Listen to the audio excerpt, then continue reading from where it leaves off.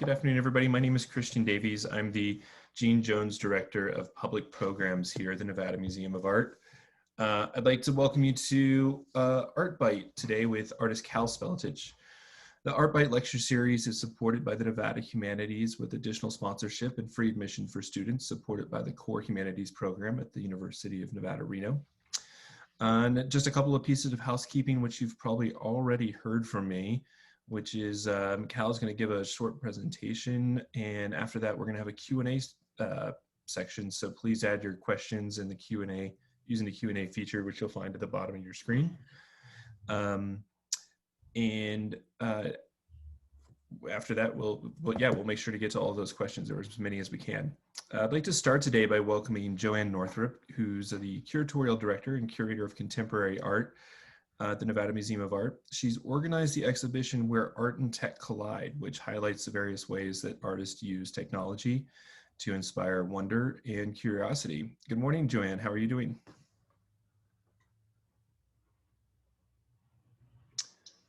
Unmute, Joanne. Thank you. You guys, sorry, it's a bad tech day.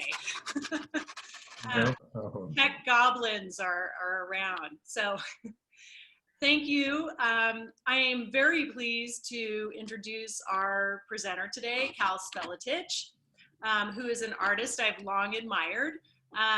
He has 6 artworks in the exhibition that Christian mentioned, Where Art and Tech Collides. And these works are from a 2019 series titled Who Controls the Past, Controls the Future, Who Controls the Present, Controls the Past. Nice food for thought right there. If you've been to the museum before, you would have seen these works in the past months, but if you haven't, let me just tell you what they look like. They are subtle and intriguing, black on black and gold on black, laser carved engravings representing scientific discoveries and patents that have impacted modern life.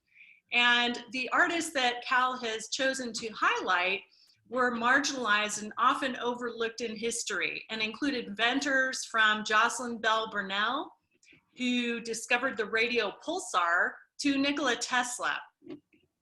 And now about our speaker. Kal Spelletich is a pioneer of San Francisco's machine art scene, and his art has always lived on what I like to call the bleeding edge. His influence is widespread and extends to northern Nevada. For example, he was the first artist to bring rockets and flamethrowers to the playa of Burning Man. In 1988, he founded Seaman, his interactive machine art performance collective, which gained international recognition. Over the years, Spelletich has collaborated with survival research labs and a wide spectrum of others, from punk rock bands to scientists, from politicians to NASA. He first became known for his post-apocalyptic kinetic sculptures fabricated with Silicon Valley debris, scavenged or reclaimed free technology, outmoded computer hardware, and detritus, which he calls obtainium. This work incorporated fire and extremely dangerous situations to examine the boundaries of fear, control, and exhilaration. By the 1990s, his work shifted to questions about technology, spirituality, and play. His current work includes artificial robotic organs, an album of robot sounds, a robotic bar for the handicapped, and orchestrating waterways to sing with his own hand-built harp. Spelletich has exhibited his work at the DeYoung Museum, SF MoMA, and the Exploratorium in San Francisco, Deitch Projects and the Knitting Factory in New York, and in venues in Germany, Croatia, Czech Republic, Austria, Holland, France, Spain, India, and Africa.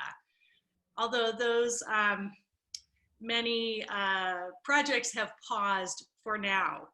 He's been the subject of press in the New York Times and on PBS, and he holds an MFA from the University of Texas at Austin, and is represented by Catherine Clark Gallery in San Francisco. And I have a quote by the artist that will lead into his talk, and that is, when people think about technology, it's about something to make money or make their lives easier. I come from a family of people who are using it for poetry and magic as opposed to some kind of drone that vacuums your house. So please join me in welcoming Kal Spelletich. Well, thank you, Christian, and thank you, Joanne. I'm so honored to be in the exhibit, and it's great company that for everyone that you curated and put in the exhibit as well. And those folks shouldn't be overlooked at all. To take off on some of the points Joanne was talking about, I started off using technology to, I think, strike fear in people. And there's this thin line between fear and panic and joy. And at a certain point, wanted to make work that was sort of deeper than that, or questioning the role of technology in our lives while still celebrating it. And it has led me to this point in time and history where I've always been a science geek and loved, really like reading the science headlines more than the daily political headlines, and am inspired by innovators who are trying to help the planet. And in that way, I think artists are much the same. We're trying to contribute to a dialogue and help, be it poetically, spiritually, or technically. And in this day of people who believe the earth is flat, that there's a movement really against the environment, where people will deny that the environment is changing, that people don't believe in medical science, that there are mind control rays, that evolution is fake. I decided to sort of celebrate scientists who have been overlooked, who have been marginalized, who really have been cheated and swindled, and that, you know, some of the science world isn't much different than the business world. And just as a lot of the art world isn't much different than the business world, this is all one system we live under, capitalism. And that these people deserve equal rights and opportunities.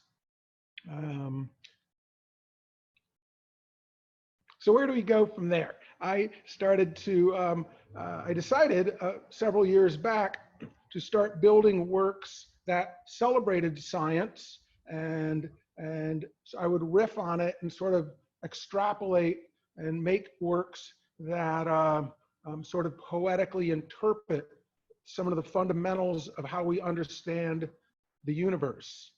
And some of the most sort of cosmically or mystical experiences I've had have been in nature, looking at a full moon, watching a sunset, seeing the rings of, I remember the first time I saw the rings of Saturn in a good telescope, and I almost teared up, or I think actually I did tear up.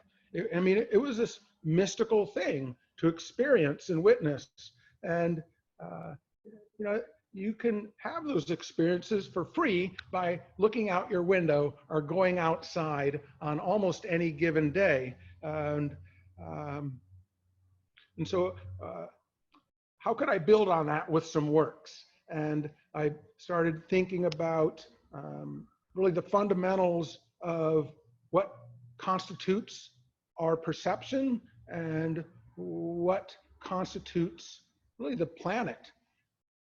And so I started thinking about gravity and optics and light, and thinking about different people that inspired me: Buckminster Fuller, musician Lamont Young, Bill Viola, the video artist, scientist Mary Corse, Jimi Hendrix, James Turrell, and you know, this spectrum, broad spectrum of people that I felt like were experimenting and talking about this kind of other level way to experience our reality. And anyway, that led to several bodies of work that I've made. And last summer, I wrote a proposal to the Galileo Museum in Florence, Italy. And they don't really have an artist in residency, but I proposed that I go there and study Galileo's notes and early inventions, and they invited me over. So that put a lot of wind in my sails, I guess, and inspired me to continue this body of work. The works in the Nevada Museum of Art are purposefully done sort of in a sublime way. I try to use new technology, a laser cutter, etcher, and instead of cutting, I just removed like a millimeter of paper, and I purposefully used black paper, so you challenge the optics and the way to view the work. And I also thought of the book burnings that have happened throughout history, and remember when they happened during the Reagan era. And I thought, oh, if I make these sort of sublime works, when they go storming through history and are burning everything, they'll just see these kind of faint images and maybe they'll overlook them. I've also been encrypting books that have affected my life, and then republishing them in editions of like 3 or 5.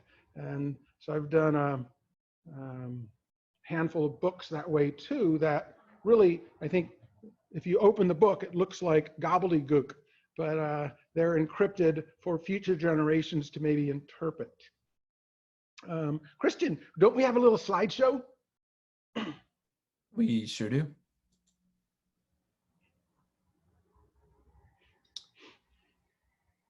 So, are we looking? Yeah, yeah. Okay. It left again. Yeah. There we are. So yay, Reno, you're cool. And these are my works on the right.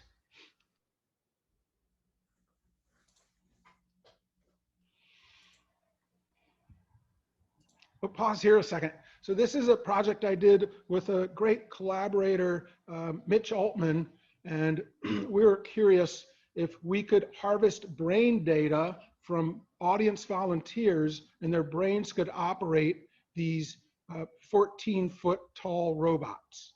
And we are especially interested in right side and left side of the brain, and these two sides of the brain perform different functions in our thought process. And so the person on the left is operating the robot on the left, and it's using the right side of their brain, and on the right, person on the right, the opposite.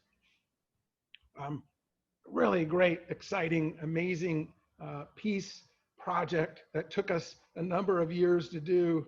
And Mitch is just an absolute genius hacker. And I've always tried to collaborate with friends and sort of think of them as my brain trust or think tank that I can draw on for their expertise. Yeah, that's called split brain robotics. Next slide. And this is a project they did at the wonderful gallery that I exhibit at in San Francisco, the Catherine Clark Gallery. And I was interested in, again, harvesting audience data, but not saving any of it, and using that data to operate the robots. And so I built about a dozen praying robots that are triggered by the audience members' sensory input. And just curious of that fuzzy line between spirituality and technology, and is there some middle ground where we can meet? And also thinking about this mystical thing. Another praying robot. This is an earlier piece that sort of got me a lot of attention. I did it, I started it literally, started thinking about it the day of 9/11, when word went out that these hijackers were practicing in flight simulators. So I thought, I'm going to build my own flight simulator and let people operate it. So it has a fan blowing in your face and fire shooting over your head, and it spins and twirls and tilts, and the audience gets to operate it. This is at a wonderful robotic exhibit in Holland, in Amsterdam. Like tens of thousands of people would show up every day. Next slide. And another body of work, and this came about because I turned into the end-of-life caregiver in my very large family. And I never had insurance because I'm a broke artist. And so I started building backup organs. So this is my kidney. And this is also a collaboration with a genius friend of mine, Jonathan Foote, who's a really incredible artist, electrical engineer.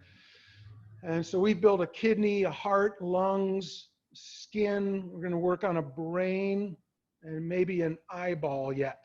So I'm going to build these backup organs. So when I start to break down and wear out, I'll have an informed decision about my next part of my life. And they're all audienced. This kidney is controlled by the human organs, an interface that really reads your guts. The skin ones run by your skin, and the lungs are run by your lungs. Let's go to Hedy.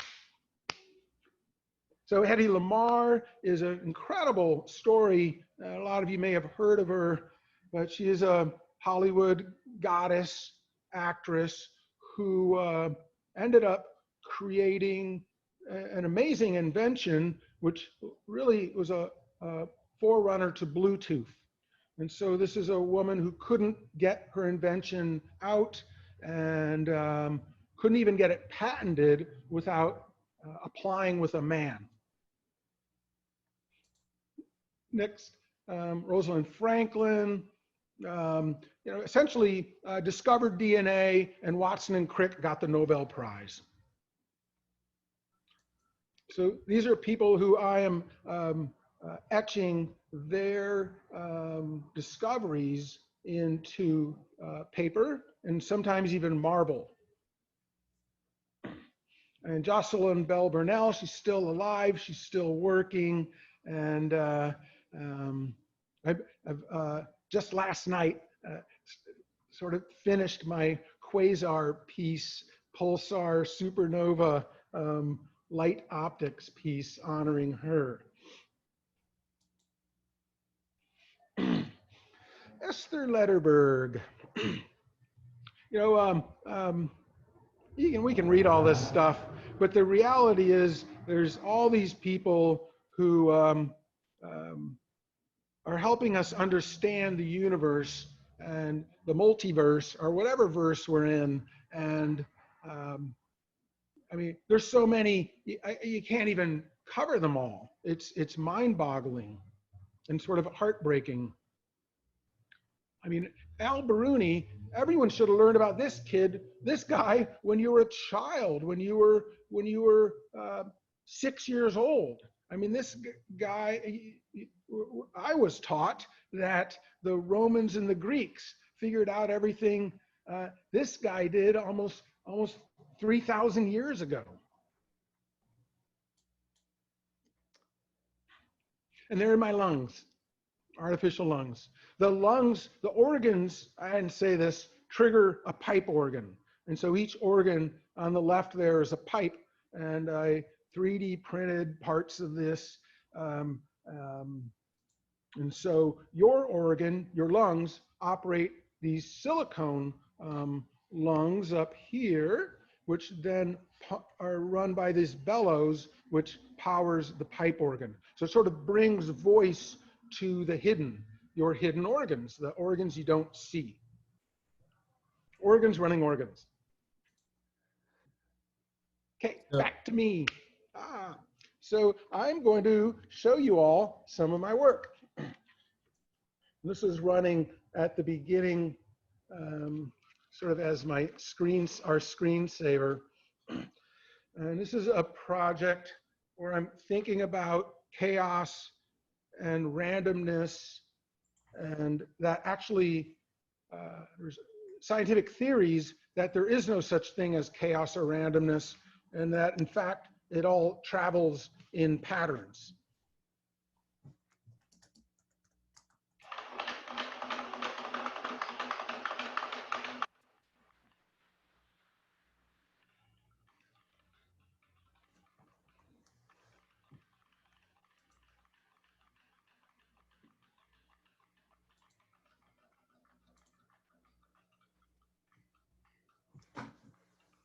So it goes at a bunch of different speeds, and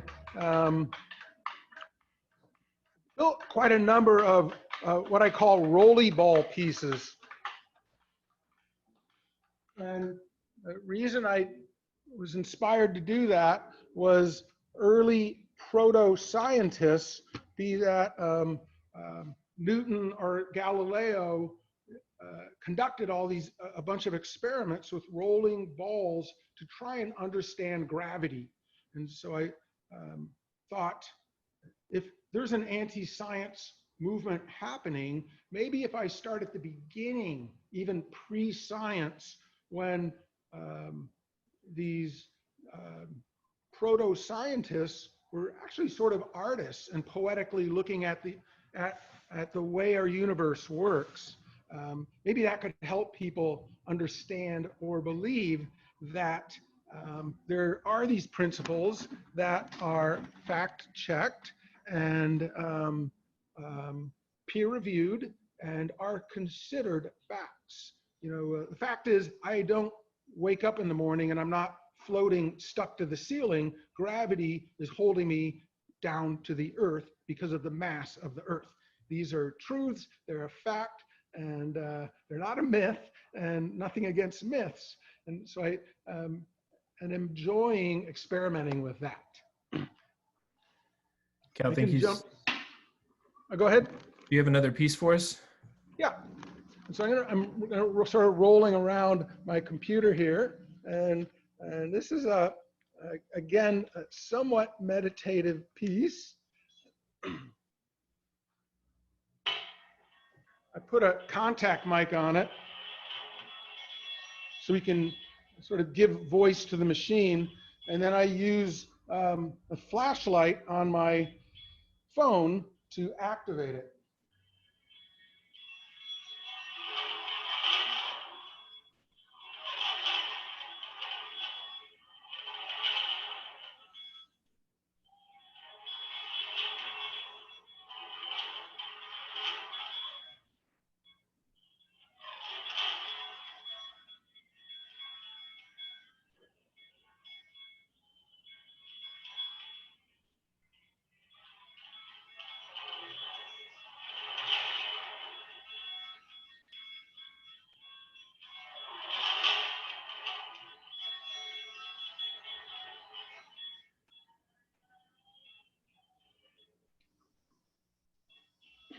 So again, there's some randomness, there's some chaos.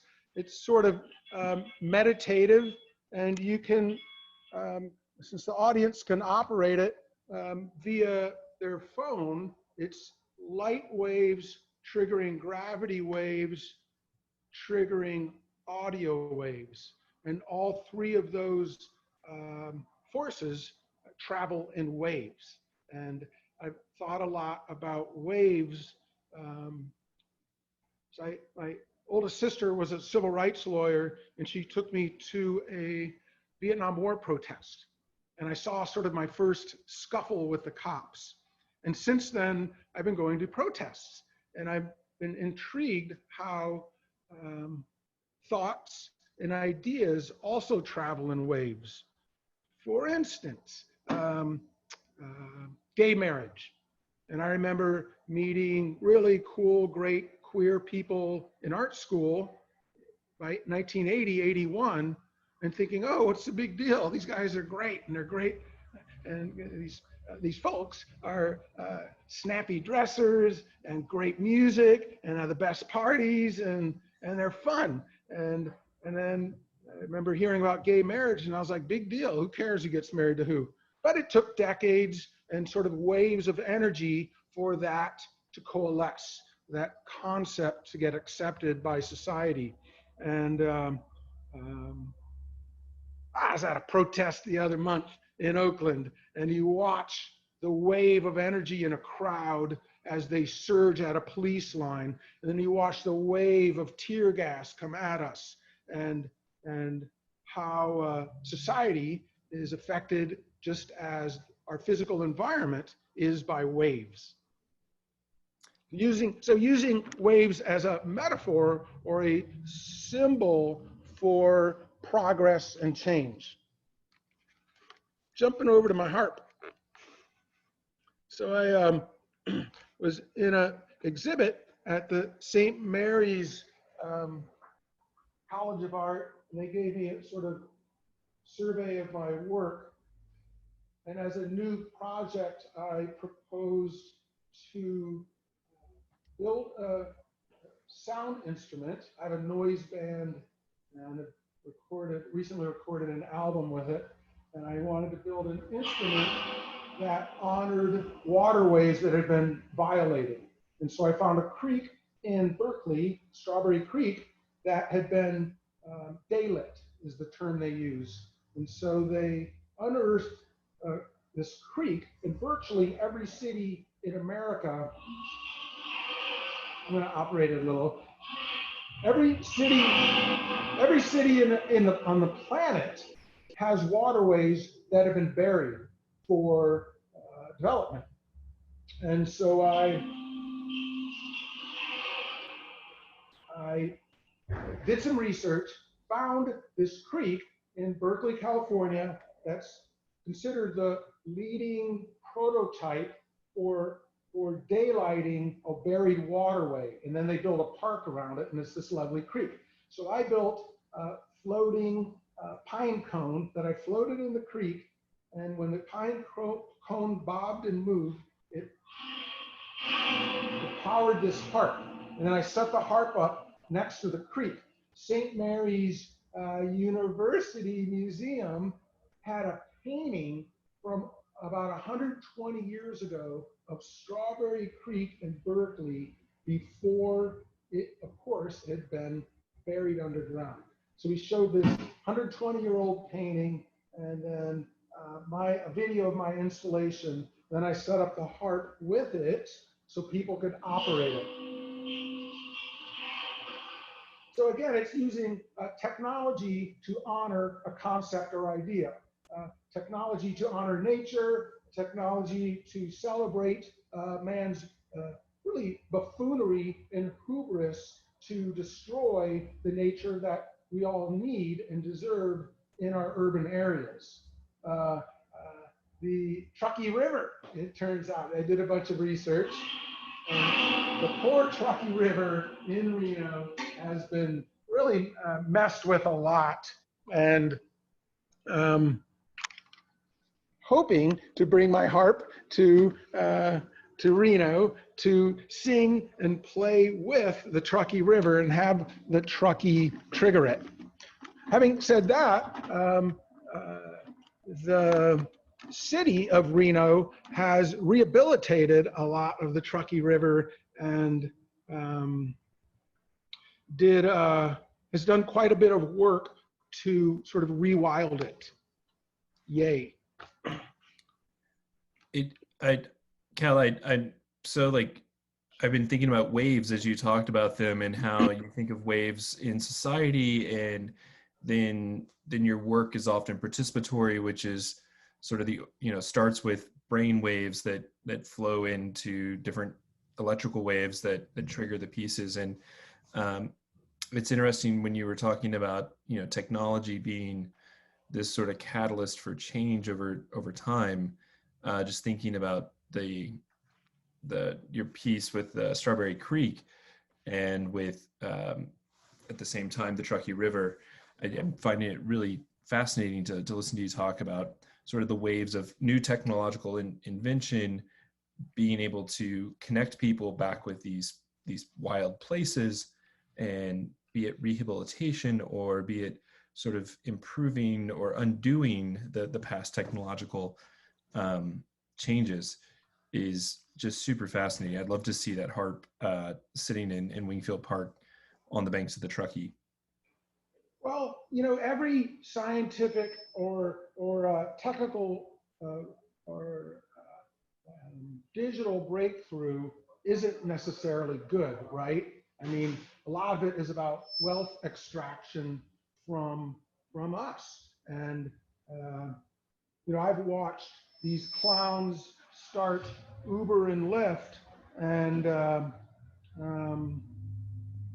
we've created gridlock in our city, in the whole Bay Area. And so, is that me feeding back? Something in your studio, I think, is giving you some sound waves. I have a lot of stuff mic'd up, so I got to turn a few things down. And so, having said that, I think of like ancient Rome, and nobody thinks about. When we think of Rome, we think of the architecture and the waterways, the aqueducts, and all the great art. You don't think about the guy who cornered the market in chariots. So having said that, this next piece I'm going to show, besides my disco ball, is a project about light waves and sound waves, and using light, again, my phone, for instance, or we can use a laser. And what I'm experimenting with here, and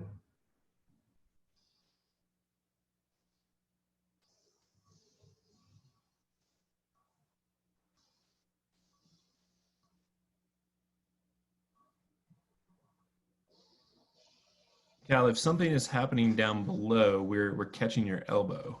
nah. The laser triggering some. How's this?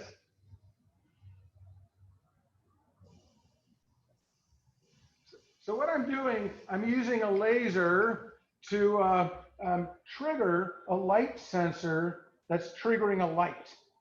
So it's different kinds of light triggering, two different kinds of light measuring the speed of light. And this is how scientists have figured out how to measure the size of the Earth, the distance of the Earth to the moon, and eventually our entire galaxy. So I'm going to use this laser again. It's sort of hard to do and sort of like a game.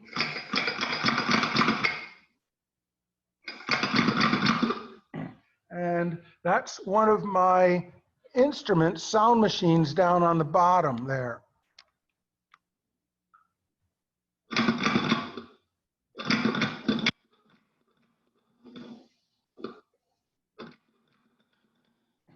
So light waves triggering sound waves. And then this light wave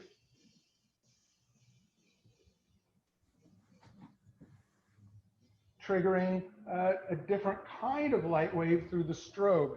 There's also what's happening there, you might barely be able to hear it. There's a small sound when the strobe light is triggered. And I went to insane lengths to get that teeny little sound.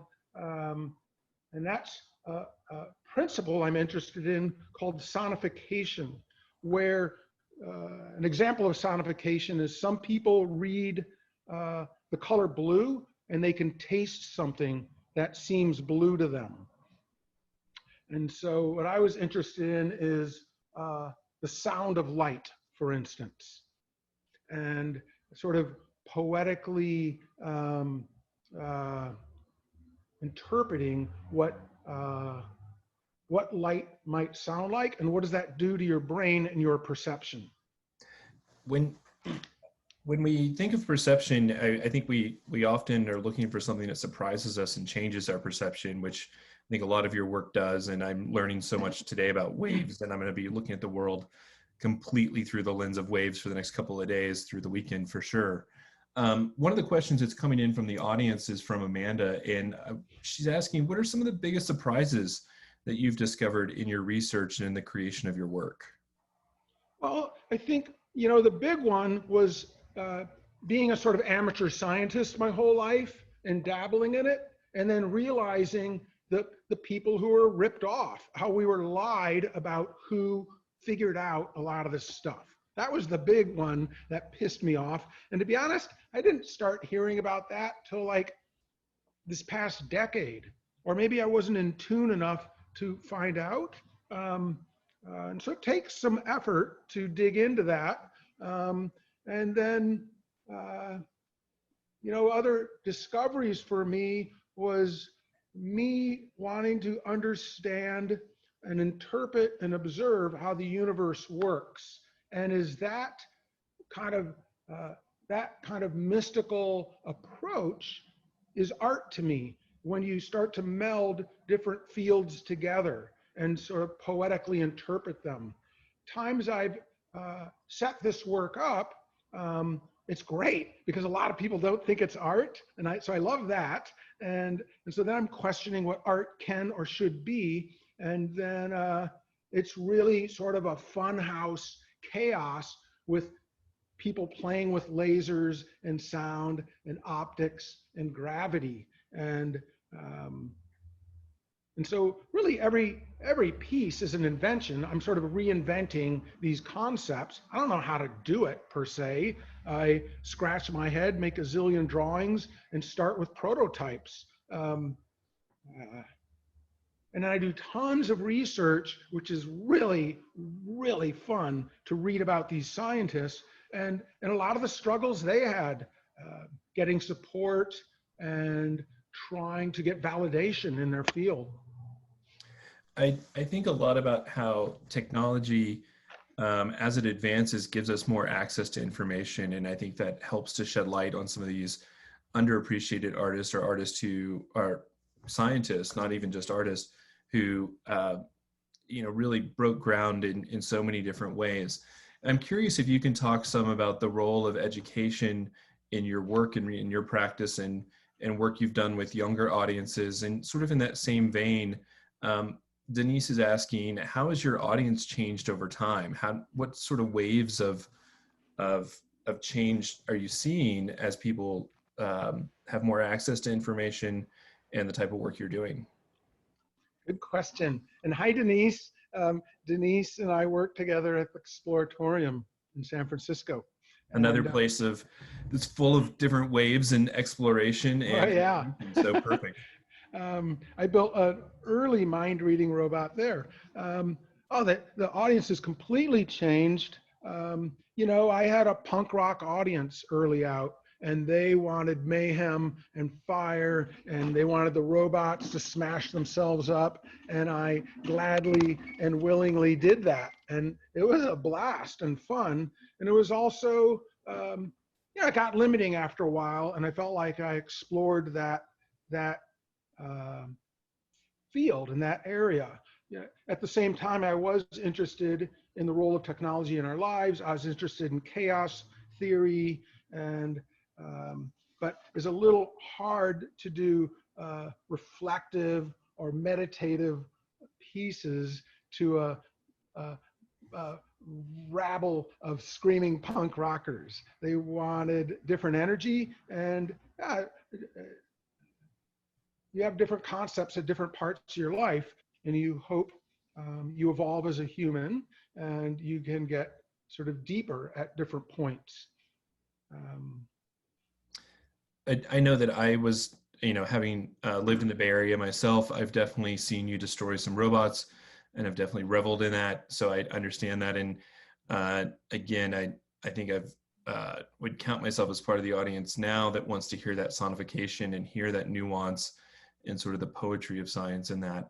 And thinking about that, Laura is asking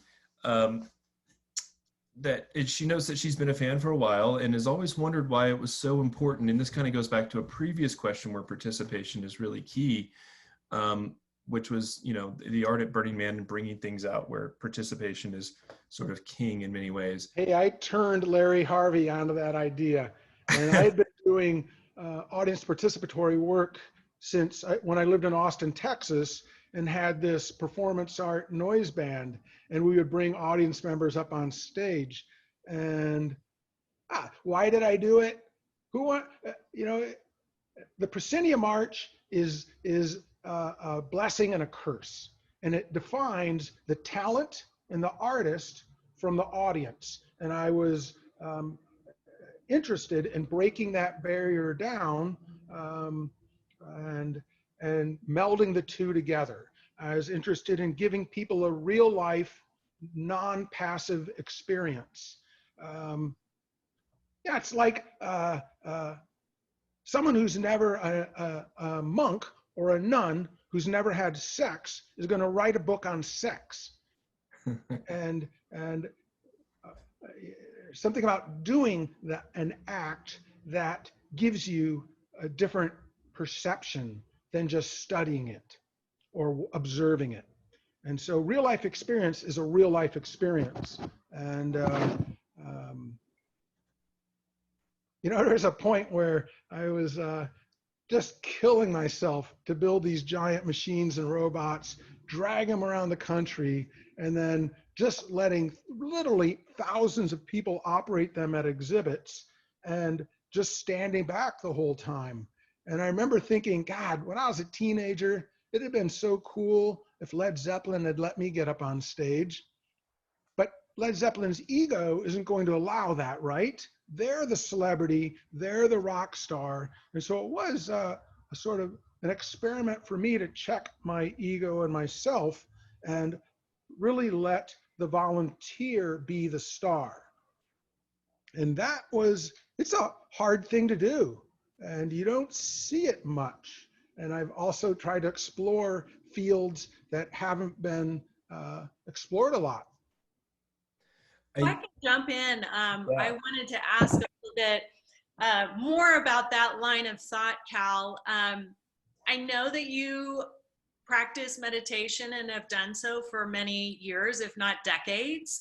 And how does that selflessness, that lack of ego, how does that inform the work that you do? If you could talk about that a bit. Well, I would have gone crazy. I mean, I'd be in jail or dead if I hadn't found some practice to help myself.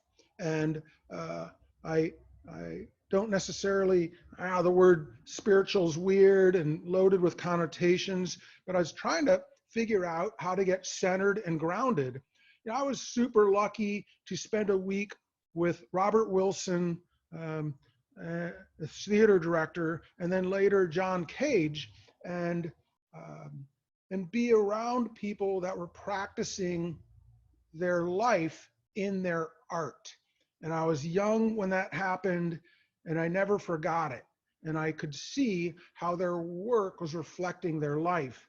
And how do I get my shit together? Come on. And how do I not be an alcoholic or a drug addict that was rampant in my art scene at the time, and navigate this life that had a lot of suffering and beauty and joy and magic and poetry. And anyway, Eastern philosophy did that for me, and it helped me, and I still study it. I read some passages this morning when I got up. Instead of turning on the stupid, depressing news, I read some Eastern philosophy.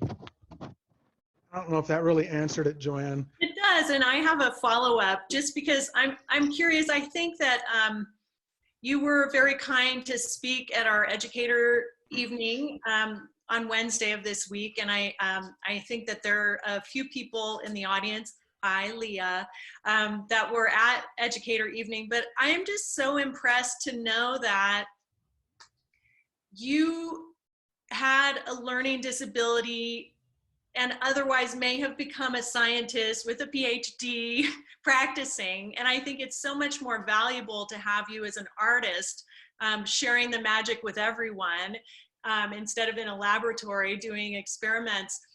I feel like there's a certain sense of empathy with this body of work that you've done about marginalized scientists.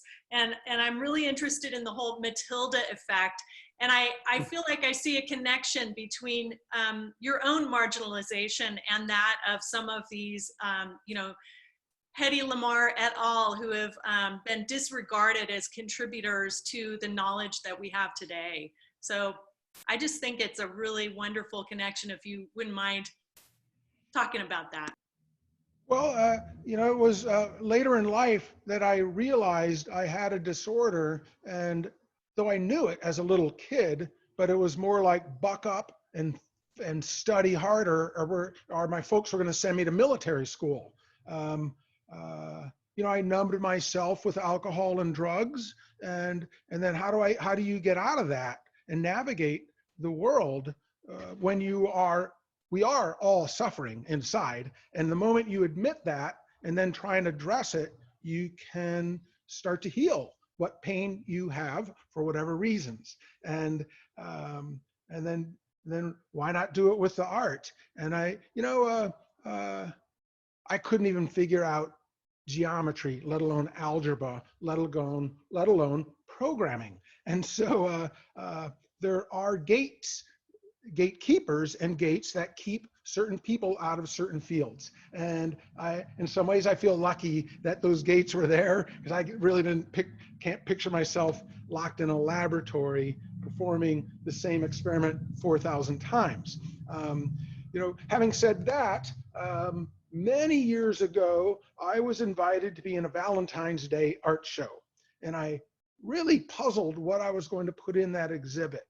And it was the probably mid-late 90s, and I'd gone through some crisis and blah, blah, blah, and was trying to get my brain on straight. And I thought, I'm going to build a hugging robot.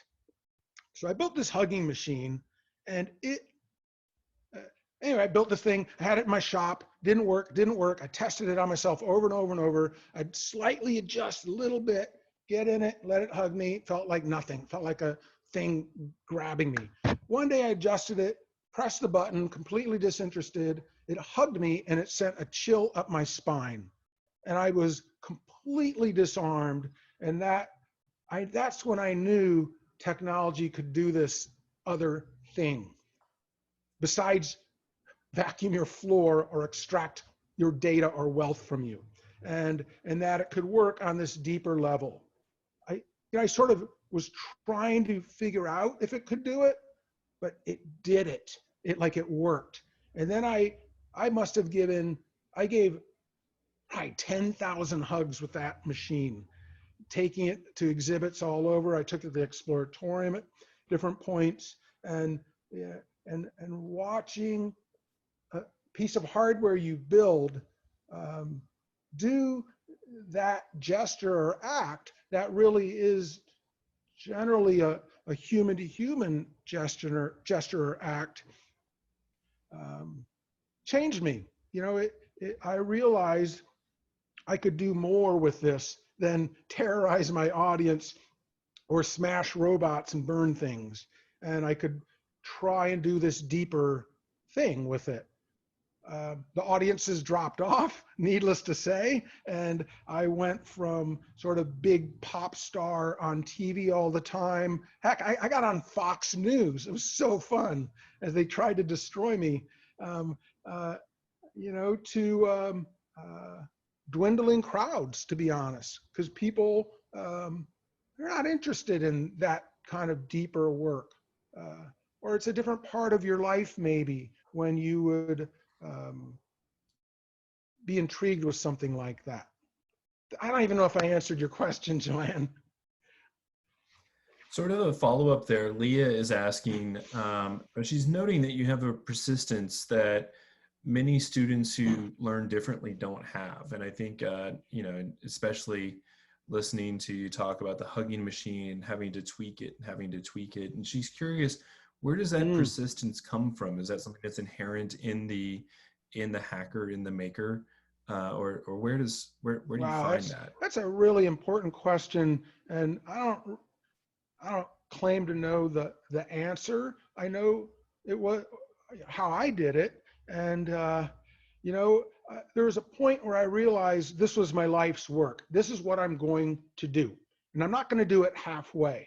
I'm uh, sort of like relationships with me. I'm all in or I'm all out. And, maybe that's some ADD dysfunctional side of me also, where I realized if I didn't commit in my life, nothing was going to happen. I wasn't going to have any impact whatsoever. And I didn't want a job to just gain capital. I had no interest in that whatsoever, to be honest. I still don't. I need capital to keep from being homeless and hungry, but what I'm interested in is the work and in this bigger life body of work. And gosh, where does the drive come from? From pure joy and just the love of going to my studio every day and tinkering and building this stuff. I really should have gone to bed early last night, but I looked up and here I am in my workshop. It's midnight and I had just gotten my Jocelyn Burnell Quasar piece working, and I was ecstatic. And I bicycle rode home the couple miles, like floating in the air, for my little victory for the day or the month or the year to get that piece done.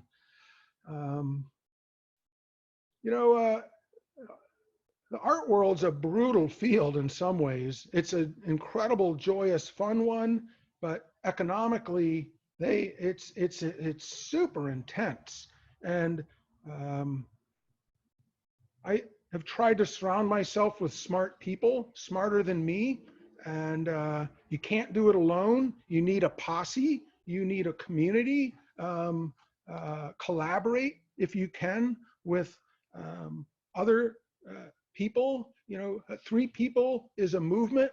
5 people is a revolution. You can change society. The fan mail I've gotten over the year of people who said, "Oh, I went to your show, or I heard your talk, and I quit my job." And I'm like, "Oh no, what have I done?" And then they say, it's the happiest I've been my whole life, quitting this stupid job that really meant nothing to me. I'm going to try and move my cart here. I want to show one more thing. So I really hope that leads into, as we kind of get towards the end of our time, I think we're all wondering the same thing. Can you show us this Burnell piece? Melinda's asking for that, and I don't know if it's at a place that you're ready to share it. It sort of isn't, and it needs to be in a darkish room. Okay. In my little office here at my studio, in my darkish room, I do want to show you is I made a homemade microscope, and I'm going to turn on the lights. And so it's a really cheap little $10 video camera. It's an old camera lens I took apart, and then there's a bowl down here, a small bowl full of critters. And these creatures, I think they're either a kind of hydra or a mite. And about 10 years ago, there's a sort of freak rainstorm in San Francisco in the summer. My neighbor, okay, my studio mate. There was a freak rainstorm, and then it got hot for about a week. And I happened to walk by a puddle on my roof, and I saw all these teeny microscopic creatures swimming around. And so last summer, I was building this homemade microscope, and I wanted to find local microorganisms, sort of primordial soup creatures that we are from, that shows we are all connected and we're all part of something bigger. So I swept up dust and dirt from my roof, and I got some water, boiled it and cleaned it, and then heated the water up. And this is just like dirt and dust and gunk from my rooftop that puddles up when it rains. And sure enough, these guys took off and started growing in a jar in my workshop. And haven't really figured out what they are, though I've tried to research it quite a bit. But I'm a big fan of citizen scientists and even citizen artists, and feel like you don't have to have a degree or really even know what you're doing to do it. And maybe that's a pointer I could give to artists is, you sort of have to believe in yourself and and just do your work. And I went many years of not getting any exhibits or any support or any money, and I still go through plenty of periods of no support or no money. But it's this belief that I'm doing my life's work. And one thing I remember, once I gave this talk to these really gross people in Silicon Valley, and they just had the most shallow questions. It was kind of shocking, to be honest. And I'm going to stir up my petri dish here a little. And they kept asking about money and where's the money, how you get the money. And finally I just said, buddy, the moment you forget about money, you're free. And I forgot about money when I was a teenager, and I've been free ever since to do my life work. And I paused and said, you're doing your life's work when you'll pay to do the work. So artists are the perfect example. Poets, writers, how many of them are waiting tables, tending bars, working odd jobs so they can do their real work? So it's very clear to me early out that I was doing my real work when you'd pay to do it. You think a banker or a stockbroker would pay to go trade stocks or to go be a gangster in a bank?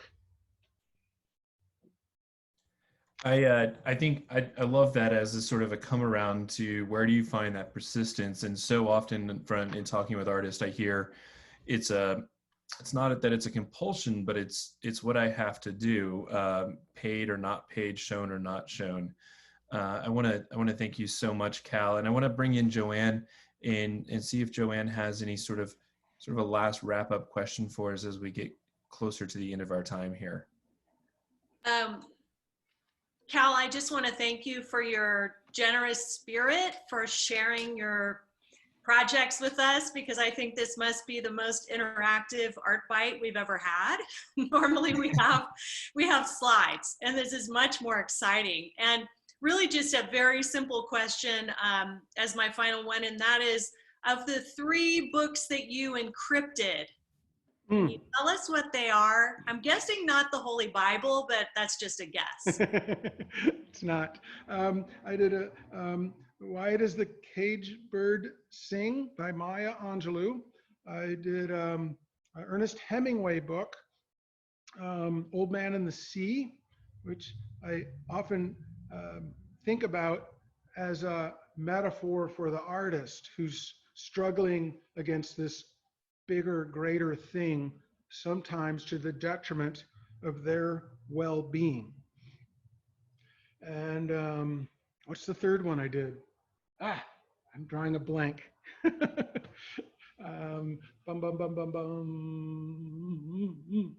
Black writer. I'm having a complete brain fart.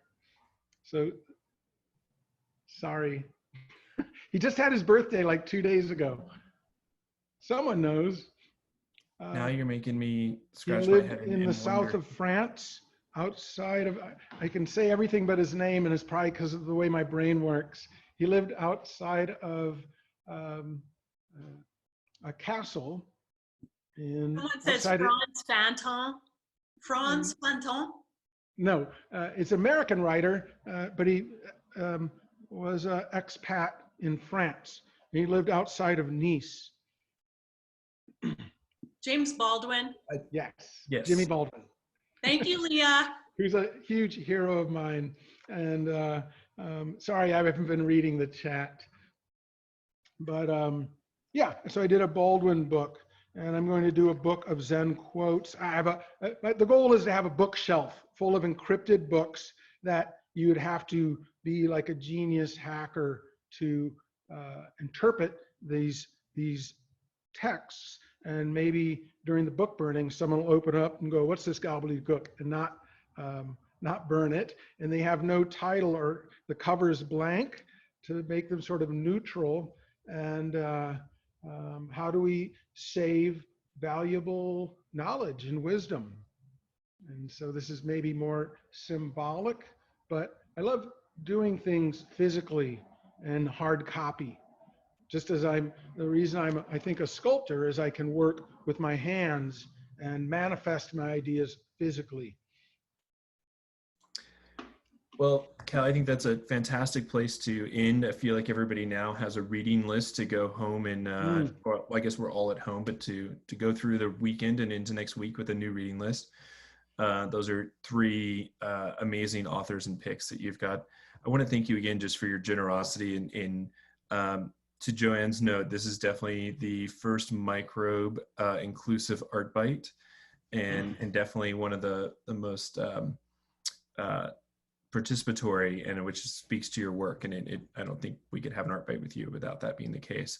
I'd also like to thank Joanne Northrup for your introducing your work to this region and to our museum. Yes. You can still see the work on show for just work on view for just a little bit, where art and tech collide at the Nevada Museum of Art. We are open to the public, so head on down and be sure to check out these pieces, these wonderful etchings of scientists and thinkers who just did the work because they had to do the work and were unfortunately forgotten by history. And somebody's asking if this recording will be sent out to attendees. In a couple of weeks, it'll be up on our website, NevadaArt.org, where you can find previous art bites and get more information about future art bites. Thank you, everybody. Thank you, Cal. Thank you, Joanne. Hey, I'm going to type in my email if anyone wants to email me. I have an email list. I hope I wrote it right. In the chat. There. So there's my email. If you want to get on my email list, put in your email. And, Christian, thanks, and Joanne, this doesn't happen without a back end, right? I can't, this would have never happened if Christian and Joanne and the whole crew at the museum hadn't supported me and gotten this to happen. And then I said, hey, I want to show my work. I don't want to just talk. And it's very much like, I don't want to just show the work. I want people to operate the work. And so it's the same kind of approach to life is don't just show pictures. And not every museum is up for this. So I might tip my hat to you all, and you know how appreciative I am of what your museum's doing. Thank you so much, Cal. And I really hope that once this sort of wave of restrictions in our travel ends, you're able to bring your harp up and we can have fun participating with the harp on the Truckee River.